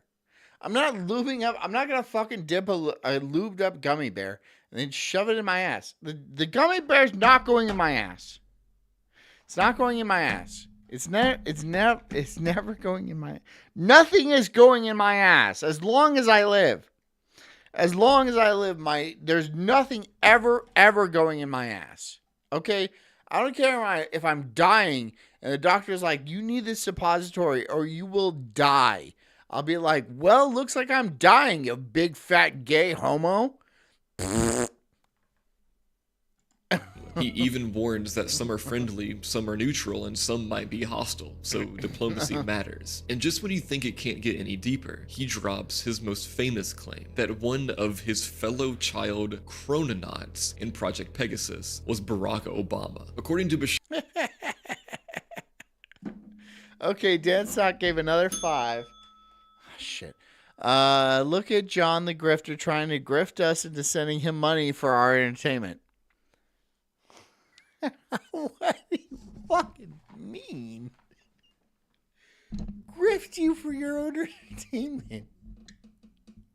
What do you mean? What do you mean, sir? I'm trying to grift you for your own entertainment, so I'm the bad person for being like, I just won't eat the goddamn gummy bear. What do you mean, bro? Shago, Obama, who at the time went by Barry Sotoro, also participated in Mars missions. He says the two of them were teleported there together between 1981 and 1983, and that he once saw Obama walking across the Martian surface before entering a jump room back to Earth. When they locked eyes, Obama supposedly said, "We're here." At first, that sounds completely unhinged, but what's weird is how consistent his story is. He's repeated these details for decades. Same phrasing, same locations, same For decades, like well before Obama was president. timeline. Wired actually ran an article about it years ago, summarizing everything from the jump rooms to his supposed conversations with Obama. Bashago treats the whole thing as historical record, not a theory. After hearing all that and researching this, I was curious to know what happened to him, like what's his life like now. And it turns out, like I said, he never stopped talking about Project Pegasus. He still gives interviews, still talks and shows up at disclosure conferences, still insists that the US government has had teleportation tech since the early 1970s. He says they used to send Why? Oh, okay, all right. kids like him to the past and future, mostly to test timeline integrity, basically checking if history would stay stable after small changes. In his interviews, he always brings up something called the Obama's called Gay Barry in Hawaii? No, he wasn't. He was not called Gay Barry. chronovisor, which again is a viewing device supposedly developed by the Vatican and later used by DARPA to watch historical events. He claims he literally saw Lincoln give the Gettysburg Address using it. He also says he met people from the future, government liaisons who would brief him on events that hadn't happened yet. It's honestly insane how consistent he stays. Same phrasing, same tone, same confidence. Reporters have tried to challenge him, but he's kind of immune to debunking. Every time someone points out how physically impossible these things are, he just calmly says the technology's real but classified. Wired, HuffPost, and even a few local outlets covered him between Obama's not fake. He's a real. He's an RN. 2011 and 2016, usually under headlines like "Man claims to have teleported to Mars with Obama." You'd expect him to be defensive or Man bitter, claims but he's to always teleport polite, to articulate, Obama. almost lawyer-like, which makes sense because he is a Teleport lawyer. When with I looked Obama. deeper into Project Pegasus itself, it's basically a mix of real Cold War DARPA projects and myth. There actually was a DARPA initiative in the late 1960s with that name, but it focused on computer networking, not time travel. Bashago just reappropriated the name. People people in the UFO and exopolitics communities ran with it, though. For years now, Project Pegasus has been one of the core legends in government time travel lore. Whole websites track supposed whistleblowers who claim to have been a part of it. Personally, I don't think Basiago's lying in the manipulative sense. I think he really believes it. Watching his lectures, there's this calm sincerity that makes it creepier than if he were just Hold on, I have to make my father-in-law a mod so he can watch my premium stuff. Which I'm like, hold on, I gotta do it. I want to make you guys all wait. Hold on, where is he? Where is he? Hold on. Hold on, everybody. Hang on. I'm actually can't find it. I can't find it. So somebody find it for me. Grifter. He's built this entire personal mythology where he's both victim and prophet. The kid who saw the future. Arden Chair says, yeah, this thing he's talking about, the looking glass, has another story that goes with it called the yellow cube theory, involving you being able to see your personal future or some shit. Well, I'd like to see some more information on that. Support John's anal sweet tooth here at Ko-Fi. That is not the information I was looking for. That was not the information at all I was looking for. To be a lawyer and spent the rest of his life trying to tell people the truth. And what's wild is how many people online take him seriously. There are full Reddit threads and YouTube documentaries that treat his accounts as literal testimony. Others think it's performance art, like he's intentionally blurring conspiracy and storytelling to make a point about secrecy. Either way, his story stuck. Project Pegasus became shorthand for every secret government time travel rumor since. The part that still gets me is how believable he sounds. You listen long enough and you start to get that He looks like a nerd, dude. He looks like a real nerd. Flicker of what if. Like maybe buried somewhere in all the madness, there's a grain of truth. That's the real horror here. Time travel isn't just a physics problem. It's a belief problem. Once you convince yourself the government is hiding the future, you can't ever come back to the present. Thanks for watching, guys. I hope you enjoyed this video about time travel horrors. If you want to see more stuff like this, be sure to leave a like, leave a comment. If you want me to do something in particular, let me know in the comments. And of course, subscribe to the channel. Have a great— Oh, it's over. It's over. Okay, well, let's pick something else. There, I'll just pick something else. Let's go ahead and pick something else. Work! DPH, short for diphenhydramine, and also known as Benadryl, is one of the scariest— How much would you guys pay me for the Benadryl challenge? If I just ate like a fistful of Benadryl and just sat here on stream for 2 hours. And darkest substances you can take. DPH is commonly taken as an allergy medication or a sleep medication because at low, normal doses, it is useful in causing drowsiness. It's known as an antihistamine, which means it blocks histamine in your brain, and histamine in your brain causes wakefulness. Now, if enough is taken, your brain is overflowing with DPH, and it runs out— Noel says, who plays Ready or Not? I have Ready or Not. I have it on this machine right here. I can play it. Of histamine to block. At this point, it starts messing with other parts of your brain. Parts that control memory, learning, muscle control, and connection to reality. This causes hallucinations, cognitive impairment, and quite possibly most disturbing, delirium, which is a state of severe confusion, agitation. I could do that. I can get delirious. You're drinking, don't mix it with Benadryl. I don't have Benadryl right now, but I can do it separately. And a complete loss of touch with reality. But today, we'll learn in much more detail about these symptoms and many more of the disturbing depths that DPH can take you to. For a long time, these delirionauts who enjoy regularly tripping on DPH couldn't find each other. But thanks to Reddit, now they can. They created r/DPH, a subreddit community dedicated to this Noel says disturbing 5 on it. Did you live stream that once? 5 on the Benadryl challenge here. If anyone else will chip in. No, I've never done that. hobby. From memes to trip reports to insane cries for help, this subreddit not only encapsulates the horror of DPH tripping, but it helps give a genuine peek into the day-to-day reality of what it's like for these Deliranauts. Today we're going to explore the depths of r/DPH, reading all sorts of posts from this subreddit. Follow my Instagram, join my Discord, and most importantly, subscribe for more deep dives like this. Let's get into this. First, we have this post from u/Fragile Mamas. This image was posted 4 years ago with the caption, "The transparent static tarantula that visits me sometimes." OP here doesn't explain how the image was made, but apparently it's pretty accurate to what hallucinations on DPH look A like. subreddit dedicated to getting stupid or dead? That's the Reddit. That's just Reddit in general. That's Reddit.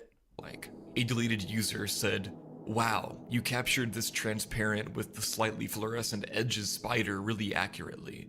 That's close to how mine are too. Nice going." And Hatman's Everybody on Reddit is fucking retarded. They're all goddamn retarded. right-hand man said, "This is actually surprisingly accurate to how my transparent static hallucinations look. Was never a spider though." Under this image also has a really interesting conversation between OP and u/drummer8766. Drummer says, "Holy fuck, I was considering taking DPH, but you see this fucking thing?" Fragile Mamas replies, "Yes, and many other horrors beyond comprehension. Word of advice, don't take it, please. I think this subreddit tends to give people the idea that it's an exaggeration when we say it's like going to hell, but it's actually not an exaggeration at all, and that is why so Sounds terrible. Why would you want to do such a thing? many people do it once and then never do it again. It's extremely disturbing, It's traumatizing, like taking salvia. Salvia is not pleasant. Salvia is not a good drug to do. and dangerous. It can also be addictive. That's why so many of us keep doing it. There is never a good trip. It's literally just a trip to hell every single time, no matter how many times you do it. This is only Then why do people get addicted to it? Because there are people who get addicted to DPH, and like, why? If it's terrible, if it's a hellish experience every time you go, why do it? Oh, Noel. Hey, MRP. Fucking thank you, Pessy. Noel says you played some other cop simulator that one time, I guess. No, I did play the cop simulator, but I also played Ready or Not. I can play Ready or Not again. Maybe I'll do it on premium. But MRP fucking rated this. How about check it out? one specific thing, and this is just a picture replication. I don't know Salvia is terrible. Salvia is garbage. It's a garbage drug. Don't do salvia. It's not fun. It's probably why it was legal for so long. It is a nightmare. It's a nightmare. It's terrible. You take a big old bong rip of salvia, and it will take you to another planet. how to make a video Excuse me. replication, but there Follow are it. some in the subreddit. I know I can't make decisions for you, but I'm really hoping you'll at least Jameson says salvia is for people that fucking suck, period. I don't know why people would like doing it. I don't know why people like doing salvia. It is an awful, awful thing. consider. If not, please be safe and please have a trip. Is Ready together or with Not you. fun? It's all right. You know, it's all right. It's all right. Drummer says back, "I'm going to be honest. The darkness is the big draw for me. The Pessy says, I did salvia once. It was an accident. I didn't know it was salvia. Remind me to tell you the story tomorrow. Okay, yes, I will do that. Yes, because I am absolutely interested. I remember seeing fucking little elves and shit walking in a line when I did a gargantuan hit of salvia out of a fucking like bong and shit like that. Dude, I don't know why I did it more than once. Because I did salvia maybe 3 times in my life.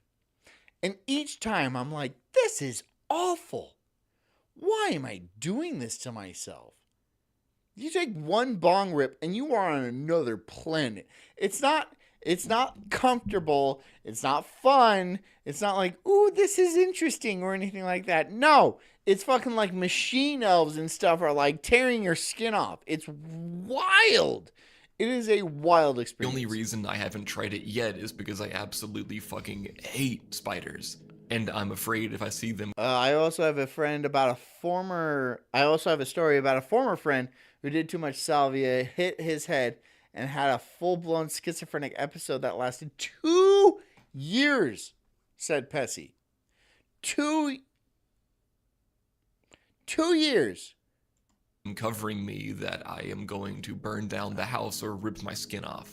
And if I saw this thing coming at Pessy's a mensch do a Passions episode in his honor. Okay, I could. me, my I God. could do that. But shadow people, I'm in for them. I can't imagine I would have a trip sitter. Don't put that Maybe evil one or on it. two friends, but I'm not sure. I'm confident I wouldn't get addicted. I'm very careful about letting myself become dependent on anything. Joey Meatball says, I did salvia with my buddy in college once, and I straight up went inside of my bulldog and lived an entire life with a wife and kids and world. That sounds like a very strange... down to caffeine. Very I don't ever strange. want to need a substance to get through my day. It's a very So I'm not strange concerned experience. there. I appreciate the genuine concern like you a have, though. nightmare. This was a pretty dark post from a while ago that I saved and really liked. I'm into this. And here on screen is the image that Drummer was talking about from that link. And Nonzdog says, I heard a guy trip on salvia and then lived a complete life in a different city for years, and then when he came down, it had been 5 minutes. Salvia does not last a long time. God,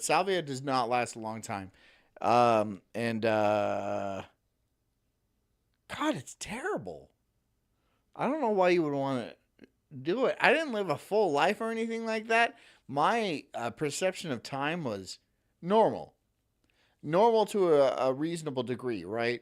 But like, I saw things that were not there. And like, I saw machine elves. I saw them as real as you would see anything. Like machine elves walking in a line and stuff like that. And they were like doing something weird. And I'm like, that shit is not real. That's not real. But gone in 5 minutes, so. And then finally, Fragile Mama's OP replies and says, I definitely see the appeal. Pessy says you haven't seen the damaging effects of salvia until your buddy disappears for a month and then resurfaces knocking on your door at 9 p.m. on a Tuesday asking if you'd take him to a field to make contact with aliens that were speaking to him. That is a loaded... That's a whole backstory. I feel like that's a movie. That's an entire movie. Like, you don't see your friend. Like, you take salvia and then he disappears. Then he shows up like a month later, a year later, or something like that. And he's all like, do you want to see the entities? Will you take me to see the entities? Like, dude, John, are you okay? Bro, I thought you were dead. Your family's been missing you. I should call your girlfriend and shit like that. They thought, what happened and stuff like that. The entities happen, Pessy. The entities happen. Now get your keys. Okay, I'll get my keys. Okay, I'll get my fucking keys. Let's go see. Appeal for sure, yeah. Okay, Maybe I'll lock go yourself get in your my room keys. first and put a comfort show on in the background or Hey, get a Doc. fidget toy. I always use the fidget poppers. It That's seems how we got frozen. to help me a little bit when I feel shit crawling on me. This really brings light to the reality of DPH use. OP here says there is never a good trip, and that the idea of DPH being literal hell is not. Arden Chair says, all this sounds like an unnecessary drama. Shrooms are good enough. I don't need brain damage. Shrooms are good enough. I don't have a problem with shrooms. I've done a lot of shrooms before, though. I've done like 8 grams one time. And I was walking on sunshine. I did 8 grams alone in my dark fucking apartment. Just like fucking, okay. Okay. It was actually a fantastic experience. an exaggeration. It's a fantastic experience. I had no issues. Truly It was horrifying. a very, Also, very personally, cool. I thought I was Jesus or something. I don't know, some sort of figure. I was walking in space in a long flowing robe, and it was weird. It was weird. such bad arachnophobia, so if I saw that translucent spider running at me, Pamunky, so what's up, Pamunky? I would be out the door and probably end up getting hit by a car or something. Absolutely terrifying and disturbing stuff. Next, we have a post from Thought says, I feel like I have to walk through a desert and bite like Beavis and Butthead and bite a cactus. Has anybody done peyote? Is peyote good? Is peyote fun? Never done peyote or mescaline or any of those weird ass drugs. /the Ryler, titled What's "Took up, 1,000 Pamunky? milligrams first time. Never touching this shit again." This one Jameson says, stay outside on 8 grams of shrooms. Hell yeah, you good, son. Yeah, no, I had no problems on 8 grams. No, I mean, that's a heavy dose. That's a heavy dose of shrooms. That's like you're fucking tripping. You're tripping balls. But I had no issues. I didn't freak out or nothing. I was alone, and that's probably the only way I would do it. Because if I'm doing that kind of like heroic ass dose, I don't want people around. I don't want to like freak out or like have a weird vibe off of people. No, I'm good by myself.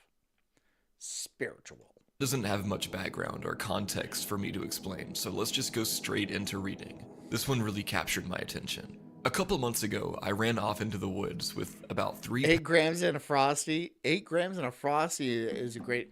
So, like, I spent a lot of time in like Indonesia, right? And their mushrooms are legal. And you just go to any bar basically and be like, yeah, I would like a trippy mushroom shake, right? They'll give you a milkshake and they'll put mushrooms in it because it's like legal and stuff like that. And you go anyway, and then just so there's just people tripping balls. Hey, can you make me another drink? Yeah, your pants are up so high. I know. I'm set to boof a little nitro. Dude, I thought I'm set to boof a little nitro. This bad boy is going in my ass. I thought you were sitting in your underwear for a second. I was like, wow. No, it's You going. don't even sleep in just your underwear. I need bring the lube. I know we have a lot of it. There's a 55-gallon drum in the bedroom. You know where it is. You know exactly where it is. I jump in it every morning. I'm like,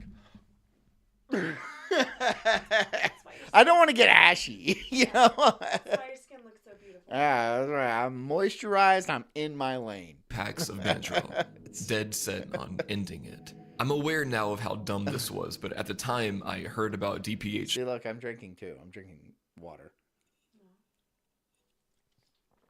I'm responsible. Only recently and heard that it could end you in Pessy rated me. high doses. So that was enough, I guess. Here comes the trip report. I tried. Phantom Tomato says I've tried real tea, but you can't get a real dose from that. Shroom tea. Yeah, you can. Yes, you absolutely can. Let's steep it long enough. Oh, Social Observer. Fucking hey, what's up, bro? $20. I did peyote with my Jewish friend in La Cienega, New Mexico. I saw a golden staircase leading up to a pyramid in the sky, and he saw demons just saying, whoa. Whoa. What do they say about shrooms? Like, you see What do they say about the... What do you say? What do Like, they say you see demons and stuff? So the first thing I remember was seeing a big digital clock counting upward. The funny thing is, I didn't even question it. I looked at it and said to myself, I'm going to use this to see how much time has passed so I know when the pills kick in. They had already kicked in, but for some reason I didn't realize the timer in the middle of the fucking woods was fake. Next thing, Thought says best way is a coffee grinder, then dose and then boil them in. Look, you can do mushrooms in tea and you'll trip fine. I've done that a bunch of times. That's not an issue. You will get a real dose. The psilocybin is definitely soluble in water. It's not. You can do that. I saw Did you not get a strong enough dose? big abandoned school bus. Knew it was fake immediately since it vanished when I tried to go up to it. I also heard a very loud gunshot. Extremely realistic. Dove to the ground and covered my head. Got back up after a while. Don't really remember much after that. Just stumbled around the woods trying to pick up shit that wasn't real, such as Bic lighters, Nerf pistols, Pops says, I stared at one leaf for 3 hours straight. It was amazing. That's my father-in-law. and blankets, are what I remember. He's Just saying he stared at one leaf for 3 hours straight on mushrooms, and it was amazing. the most random stuff you could think of. I'd also pull out That's Jessica's dad. my phone and Your dad said he stared at a leaf for 3 hours straight on mushrooms, and it was amazing. was actually able to unlock it. I mean, yeah. But every time I'd get to the home screen, it would vanish. This was something I heard is pretty common. Then came the turtles. So, you know how in almost every trip report you hear about people seeing tons of bugs everywhere, right? Well, instead of bugs, I got turtles. And they were definitely the most prevalent and realistic hallucinations I'd seen on the trip. Turtles? Who sees turtles when they're tripping?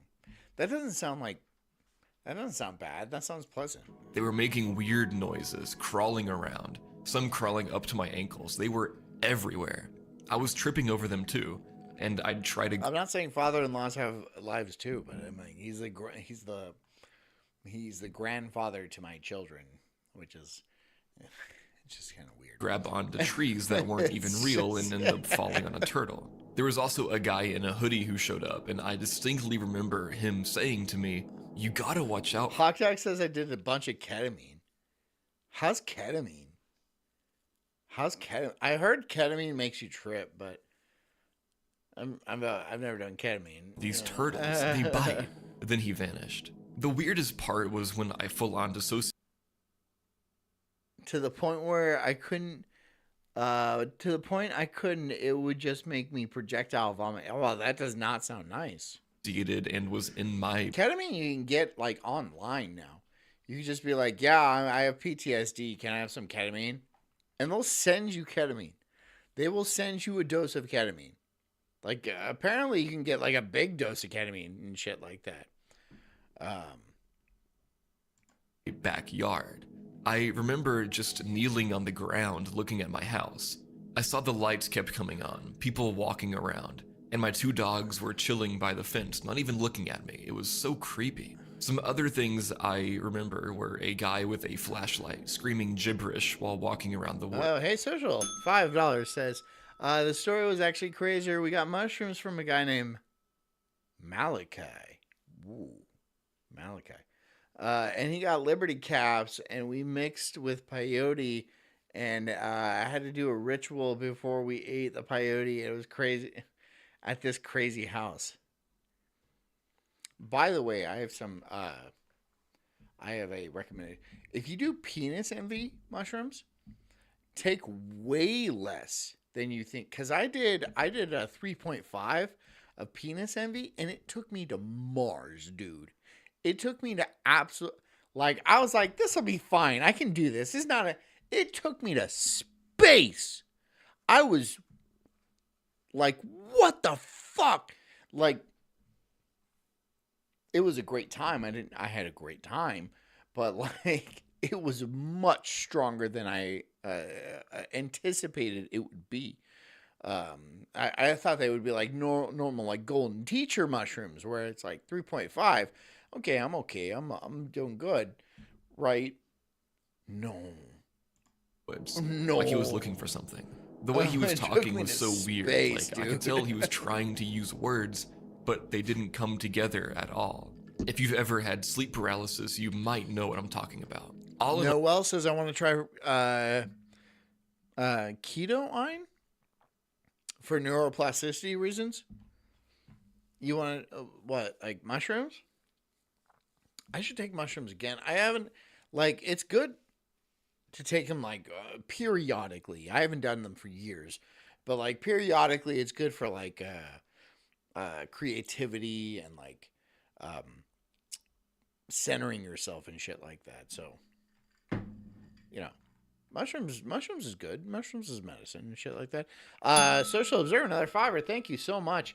The chick was the daughter of one of the biggest marijuana dealers in Hawaii, and she kept telling stories of how she had to hang colas at age 5. What is a cola? In all, it was a mind fuck, and I am damn lucky it didn't turn out much worse. Never touching this shit again, and I urge you to do the same. Sorry 5 from Social Observer. I was like, bitch, I'm seeing aliens. I'm seeing aliens. if this I'm was a seeing mess. aliens and Just wanted to shit. share my experience since I had it bottled up for a while. This sounds so dangerous. That's pretty funny. That sounds like a wild story. The level of not being aware of surroundings or where you are, literally anything could happen. The hallucinations are obviously horrifying and extremely stressful. I can't even imagine the mental state, but even the practical aspect of this. In reality, the person was just in the woods, totally Despite, are you still here? Because I think that makes $50. Despite, if you're here, I think that makes $50. So if you want to put the other $50, I'll eat the gummy bear. unaware of any reality, and I'm so just easily could saying, have hurt bro. themselves or opened themselves up to You real want to give danger. the other $50? Sounds I'll like eat, not a I'll eat fun the gummy time bear. at all. Because I said I'll eat this gummy bear for $100 if there's $100 in the chat. And then despite, yeah, that's like $50, dude. So you give me another 50, I'll eat the fucking gummy bear. I'll keep it in for 5 minutes. This is okay. Social for another 5. Then she give me a sponge bath. Weird as fuck, dude. Okay. That is pretty weird, dude. Especially since OP themselves obviously said so at the end when they wrote, "Never touching this stuff again, and I urge you to do the same." This next one comes from you/original Carl, and just look at this. I'm not even shoving anything in my ass. going to try to read this one. I don't think I could, no matter how hard I try. You want me to count it up? Okay. 5, 10, 15, 35, 40, 45, 50, $55. $56 technically. I'll leave it on screen for a minute, or you can pause to read more if you want. $56. This makes sense, I guess. Okay, another bad one for the arachnophobes out. Despite says chew it up and swallow it for $50 fucking dollars. Okay.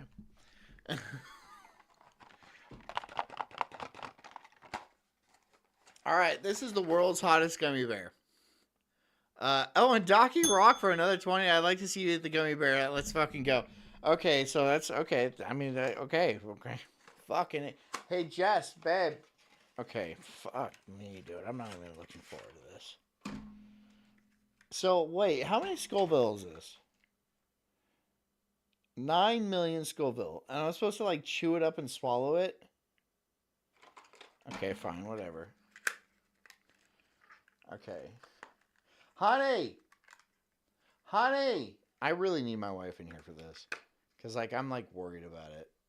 Because, like, if I put this in my mouth, I think I'm going to die. Social says don't be an F slur. I'm going to eat this now because I have it, okay? So thank you. That's very... Okay, she brought milk and stuff. All right. Fuck me.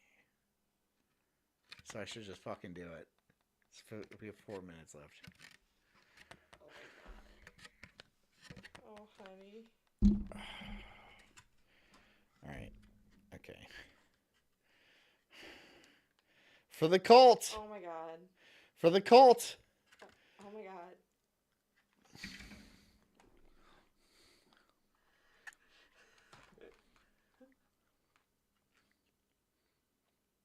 Oh my god, it's so fucking spicy. There's a warning on it.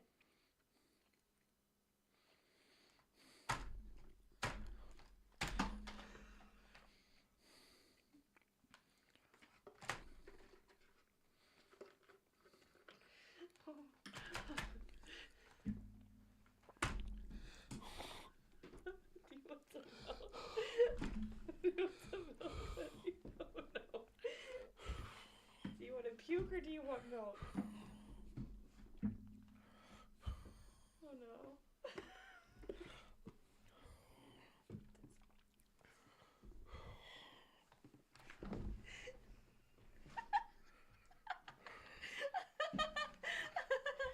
I feel like it should have been more money.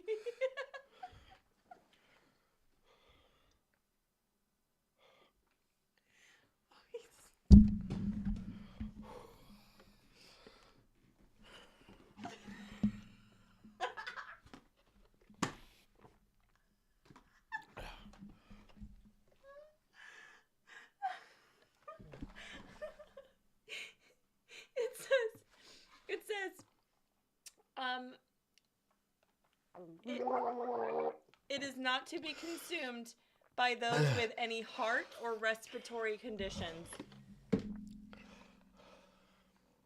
Are you okay? Do you need more milk?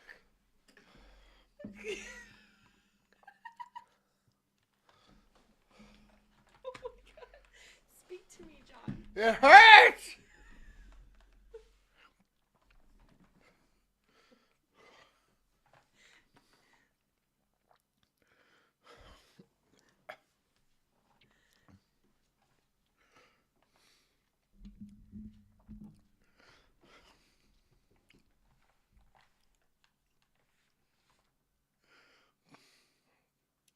Oh my god! Ah! Do you need anything?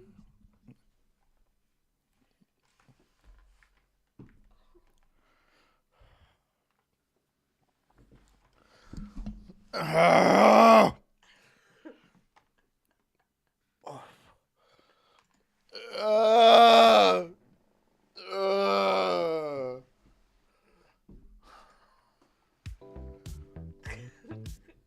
Ow!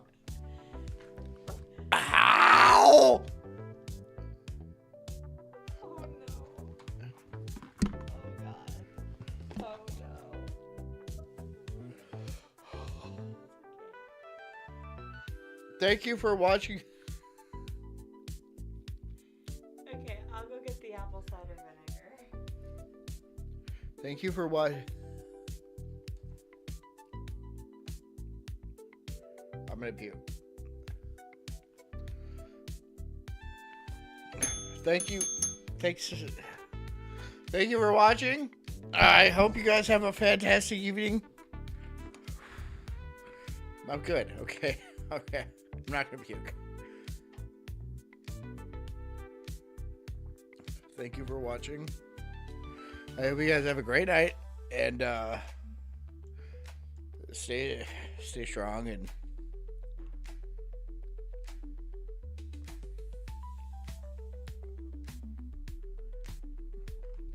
give me a minute.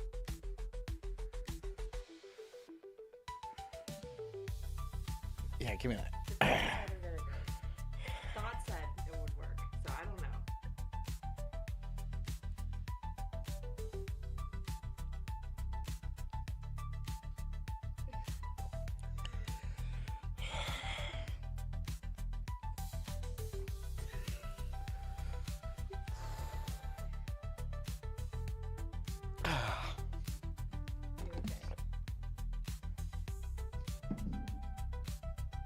That is gonna make me vomit. Okay. It's okay. Yeah. We can just throw the bucket away. Oh man. You really chewed it up good.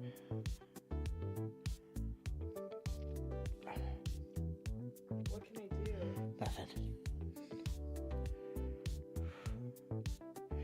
Thank you for watching the Sulk stream tonight, guys. I'll be back tomorrow night. And I hope you guys have a great evening.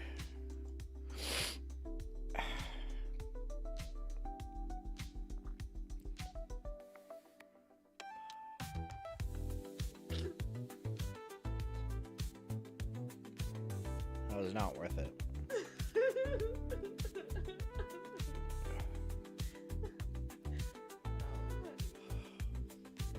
was so little.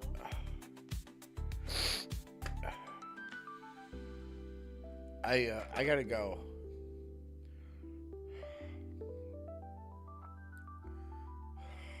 I need to find somebody to raid. Oh god, it's fucking awful. It's terrible. Do you want to try some more apple cider? No.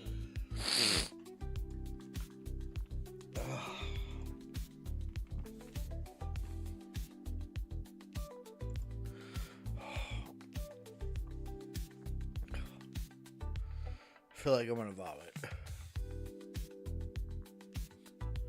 feel like I'm gonna vomit.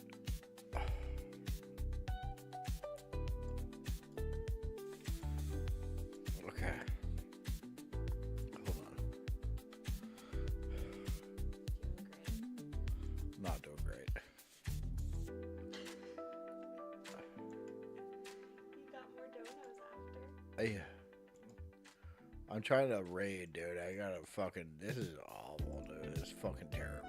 You really chewed it up. I chewed it up because I told it to fucking chew it up.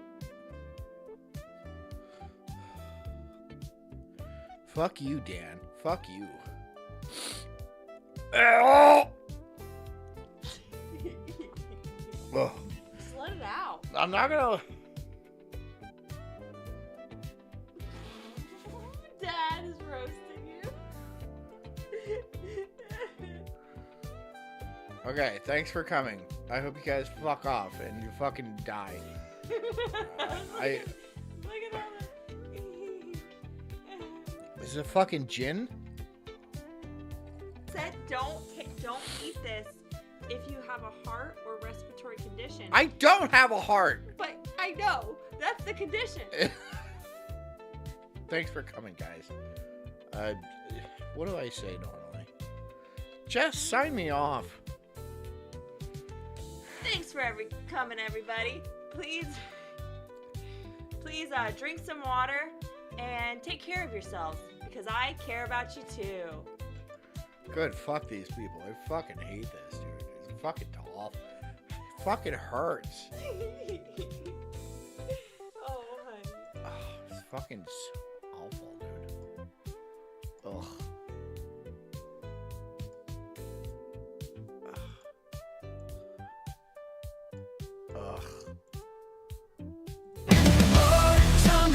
I'm an incredible soul, unhinged and enraged like a bulldog's fierce growl. I'm spitting fire, burning through these trees, questioning the world, unraveling conspiracies. Talking about Bigfoot, Black Ness Monster too. Government lies, they're feeding me their goo. I'm diving deep into this rabbit hole, uncovering the truth, setting fire to their control. I got small nipples, but my voice is loud, roaring like thunder in this crazy crowd. They say I'm crazy, but I call it woke. Unraveling the madness with every word I spoke.